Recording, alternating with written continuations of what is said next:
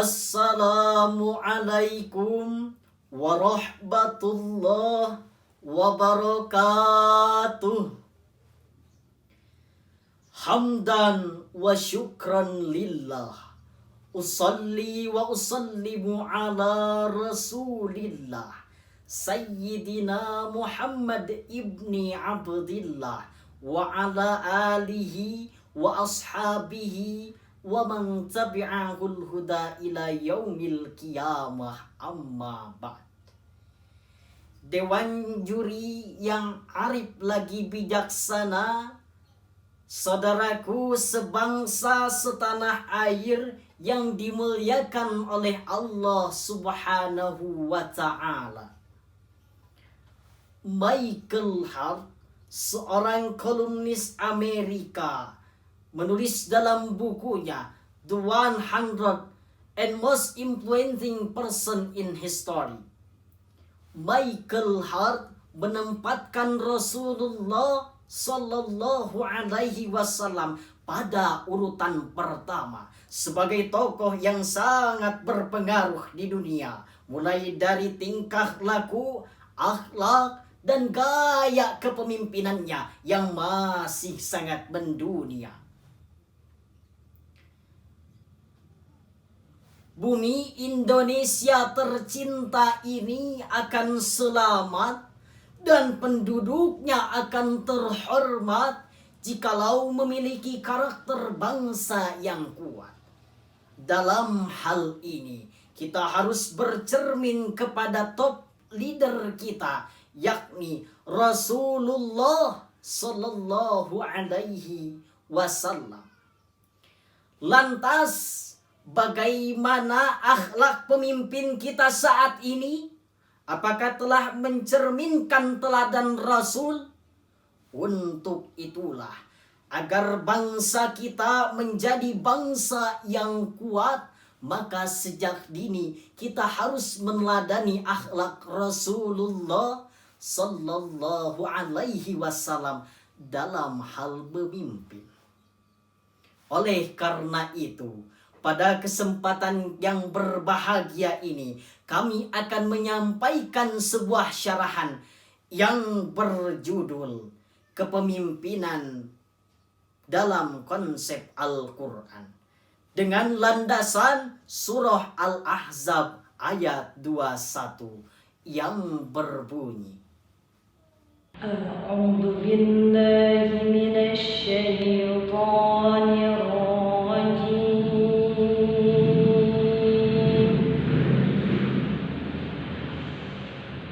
Bismillahirrahmanirrahim. Laqad kana lakum fi rasulillahi uswatun hasanah liman kana yarjullaha wal yawmal akhir wa dzakarallaha katsiran.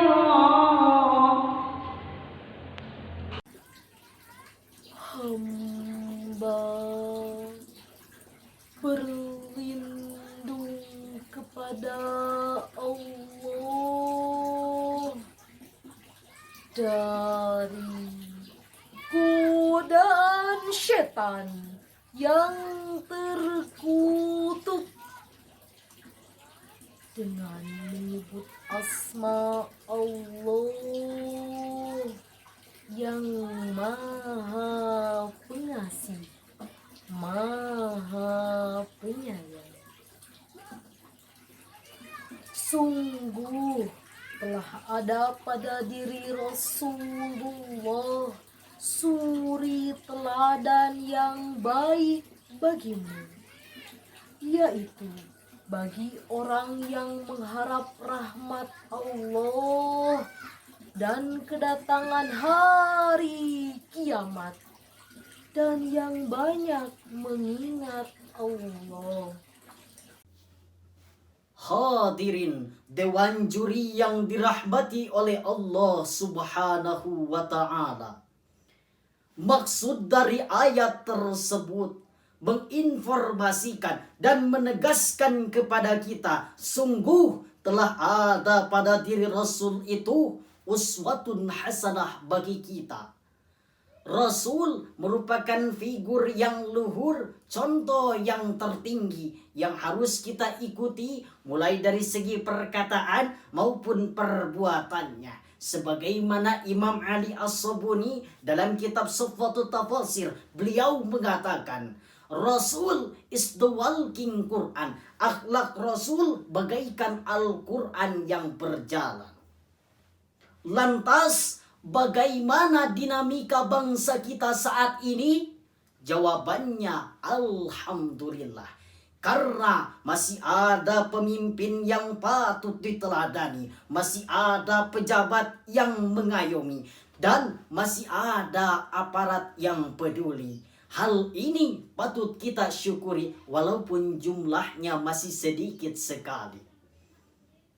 Karena masih banyak pejabat yang tidak amanat, masih banyak politisi yang korupsi, dan masih banyak aparat yang belum bertaubat.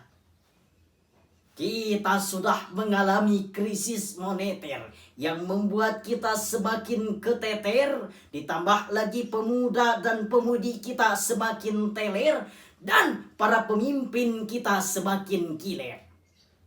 Bagaimana reformasi akan terrealisasi jikalau bangsa kita, jikalau pemimpin kita mengalami dekadensi? Reformasi yang dicita-citakan justru destruksi yang kita dapatkan. Kesejahteraan yang kita dambakan malah kesengsaraan yang kita rasakan. Selanjutnya, marilah kita renungkan kalam ilahi Al-Quran, surah Ali Imran ayat 159 yang berbunyi, فَبِمَا رَحْمَةٍ مِّنَ اللَّهِ لِنتَ لَهُمْ وَلَوْ كُنتَ فَظًّا غَلِيظَ الْقَلْبِ لَانفَضُّوا مِنْ حَوْلِكَ فَاعْفُ عَنْهُمْ وَاسْتَغْفِرْ لَهُمْ وَشَاوِرْهُمْ فِي الْأَمْرِ فَإِذَا عَزَمْتَ فَتَوَكَّلْ عَلَى اللَّهِ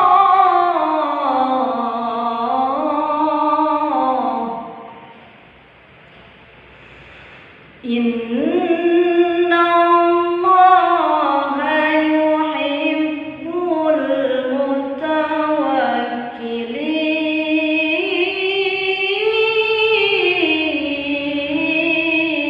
المتوكلين. Shadaqallahul Azim. Maka berkat rahmat Allah, engkau Muhammad berlaku lemah lembut terhadap mereka. Sekiranya kamu bersikap keras dan berhati kasar, tentulah mereka menjauhkan diri dari sekitarmu. Karena itu, maafkanlah mereka dan mohonkanlah ampun untuk mereka. dan bermusyawarahlah dengan mereka dalam urusan itu. Kemudian, apabila engkau telah membulatkan tekad, maka bertawakallah kepada Allah. Sungguh Allah mencintai orang yang bertawakal. Maha benar Allah dan Maha Agung. Hadirin Dewan Juri yang arif lagi bijaksana, dalam ayat tersebut terdapat 4 akhlak yang dicontohkan oleh Rasul. Pertama, lintalahum. Rasul senantiasa bersikap lemah lembut baik terhadap kawan maupun terhadap lawan.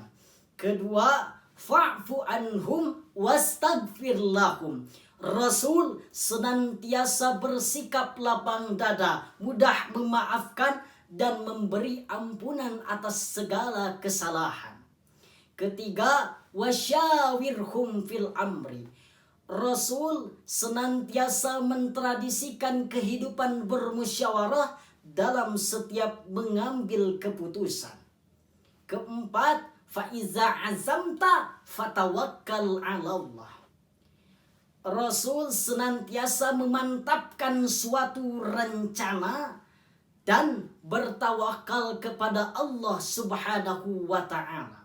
Itulah cara dan strategi Rasul sebagai seorang pemimpin yang menjadi tauladan dalam membentuk karakter bangsa dengan berlandaskan akhlakul karimah, moral dan etika.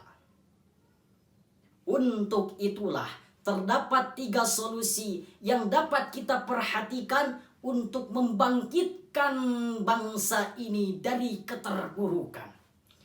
Pertama, pemimpin harus menjadi public figure. Kedua, menjadikan Al-Quran sebagai pedoman dan petunjuk hidup bangsa ini.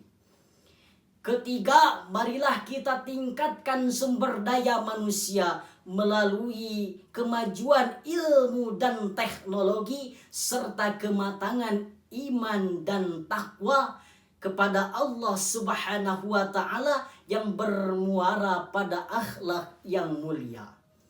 Dewan Juri yang arif lagi bijaksana, demikian uraian yang kami sampaikan, dan kita dapat menyimpulkan bahwa agar bangsa ini berperadaban luhur, maka ikutilah cara dan strategi Rasul agar senantiasa Allah memberikan rahmat yang terus terulur. Sebelum saya mengakhiri syarahan ini, saya akan menyampaikan sebuah pantun yang akan terpatri dalam sanubari dan tersimpan dalam memori. Jikalau bulan merindukan matahari, tentulah malam merindukan siang. Jikalau Al-Quran memandu hati, tentulah akan melahirkan pemimpin-pemimpin yang teladan. Demikian yang dapat kami sampaikan. Mohon maaf apabila terdapat kesalahan. Wassalamualaikum warahmatullahi wabarakatuh.